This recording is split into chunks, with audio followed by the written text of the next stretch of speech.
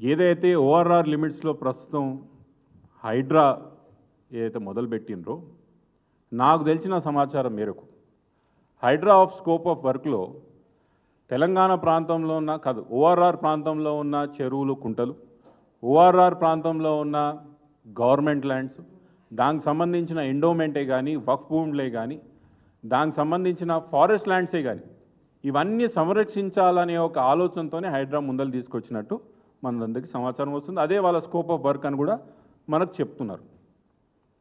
నాకున్న ఒక అందాజా ప్రకారం హైదరాబాద్లో ఓఆర్ఆర్ ఏదైతే లిమిట్స్లో లేకపోతే హెచ్ఎండిఎల్ లిమిట్స్లో దాదాపు 25,000 ఎకరాలు forest, buffer, FTL, government lands, endowment lands, వక్ఫ్ భూమ్ ల్యాండ్స్ ఇవన్నీ కలిపితే దాదాపు 25,000 ఎకరాలు ఎంక్రోచ్మెంట్కి గురైందనే యొక్క నా అందాజాతో నేను చెప్తున్నాను మీకు. దాంతోపాటు అదే కాదు, ఈ 25,000 ఎకరాల్లో దాదాపు 3.5 లక్షల స్ట్రక్చర్స్ కూడా దాంట్లో రావడం జరిగింది.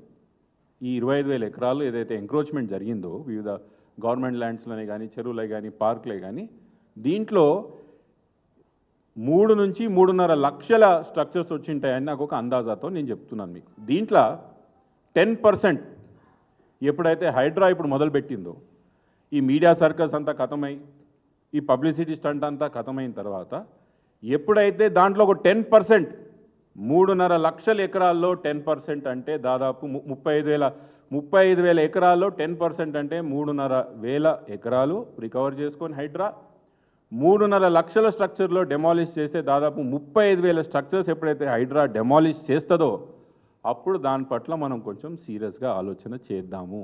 కానీ నేను ప్రభుత్వానికి దీని పట్ల ఒక ప్రశ్న అడగదలుచుకున్నా. మీకు దీని పట్ల స్పష్టత ఉన్నదా? ద్వంద్వ వైఖరి ఎందుకు అమలు చేస్తున్నారు? నేను ఎవరికి నోటీసులు ఇస్తున్నారు, ఎవరిని కూలగొడుతున్నారు, ఇంకా నేను దాని జోలికి పోదలుచుకోలేదు. రానున్న రోజుల్లో ప్రజలకు చాలా స్పష్టత వస్తుంది. ఇది ఎవరి కోసం మొదలుపెట్టిండ్రు, ఎందుకోసం మొదలుపెట్టిండ్రు, ఎంత దూరం పోయిందనే ఒక స్పష్టత ప్రజలకు వస్తుంది. కానీ నేను దాని జోలికి పోదలుచుకోలేదు. ఎవరు నోటీసులు ఇస్తుండ్రు, ఎవరిని కూలగొడుతున్నారు, ఎవరిని కూలగొడతలేరని ఇప్పుడు నేను దాని గురించి మాట్లాడదలుచుకోలేదు. దాని పట్ల నేను ఒక స్టాండ్ తీసుకోదలుచుకోలేదు. కానీ ప్రభుత్వానికి హైడ్రా విషయంలోనే కానీ చెరువులను సంరక్షించాలనే విషయంలో స్పష్టత లేదు అని చెప్పడానికి ఒక ఉదాహరణ చెప్తాను.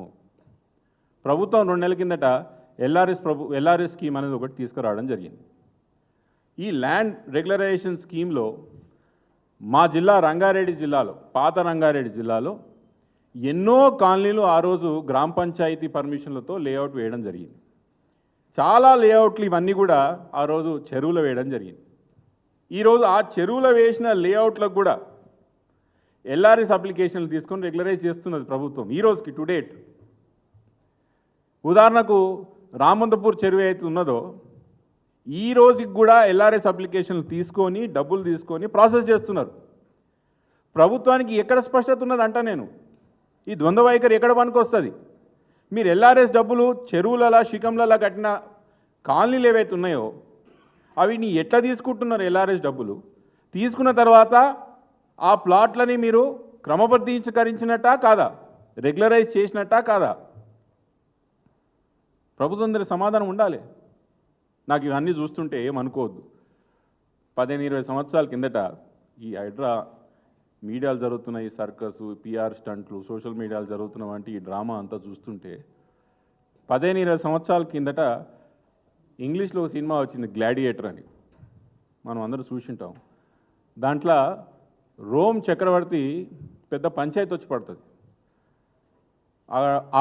ఆ యొక్క సినిమాలో ఆ సంఘటనలో ఏం జరుగుతుందంటే చక్రవర్తి దగ్గర పోయి మన దేశంలో పరిస్థితులు ఏం బాలేవు, ఆకలి చావులు ఉన్నాయి, యుద్ధానికి పక్కల దేశం మీదకి వస్తున్నది, మన దేశంలో రోగంతో చాలామంది లక్షలాది మంది చనిపోతున్నారు, మనం ఏదో ఒకటి చేయాలి, మనము దీన్ని ఏదో విధంగా దీన్ని మీరు రాజు కదా, సామ్రాట్లు కదా, మీరు ఏదో విధంగా దీన్ని కాపాడాల రాజ్యం అన్నప్పుడు ఆ రోజున రోమ్ చక్రవర్తి ఒక మంచి సలహా ఇస్తాడంట. ఇవన్నీ మనం చేసుడు మనతో కాదు కానీ గ్లాడియేటర్ ఆటలు మొదలు పెడదామన్నాడంట. గ్లాడియేటర్ ఆటలతో ఏమవుతుంది? ఆకలి పోతుందా, రోగం పోతుందా, రాష్ట్రంలో ఉన్న రోగం పోతుందా, యుద్ధం ప్రకటించినటువంటి రాజులు వెనకకు తిరిగిపోతారంటే అదేంది పోరు. కానీ గ్లాడియేటర్ ఆటల ద్వారా ప్రజల యొక్క దృష్టి సంపూర్ణంగా దిక్కు తీసుకుపోదాం.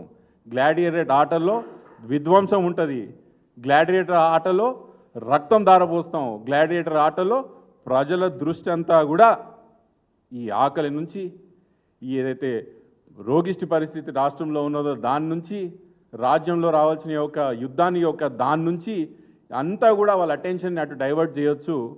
మనం గ్లాడియేటర్ ఆటలు మొదలు పెడదామని ఆ రోజు రోమ్ చక్రవర్తి గ్లాడియేటర్ సినిమాలో చెప్పడం చూసినాం. నాకు కూడా తెలంగాణలో నాకు గదే కనిపిస్తున్నది. నాకు దానికేం వ్యతిరేకంగా నాకేం విచిత్రంగా కనిపిస్తలేదు. ఎందుకు చెప్తున్నానంటే తెలంగాణలో కాలం కాక గ్రామాల్లో పరిస్థితి చాలా ఘోరంగా ఉన్నది.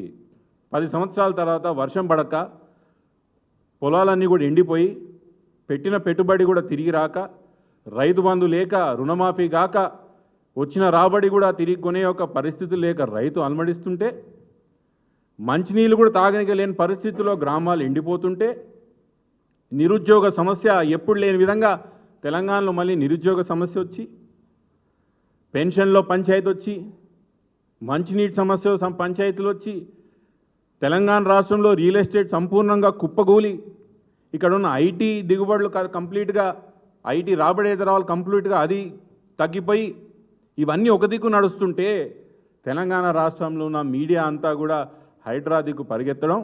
ఆ రోజు గ్లాడియేటర్ సినిమాలో రాజు ఏదైతే గ్లాడియేటర్ ఆటల దిక్కు ప్రజల యొక్క దృష్టి మళ్లించే ప్రయత్నం చేసిండో, తెలంగాణలో కూడా హైడ్రా ఆటలు మొదలుపెట్టి తెలంగాణలో జరుగుతున్న వంటి సమస్యలన్నింటినీ కూడా ప్రజల్ని దృష్టి అటు దిక్కు మళ్లించే ఒక ప్రయత్నం ఉందా తప్ప నాకు హైడ్రాతో నాకు ఏమీ కనిపిస్తలేదు.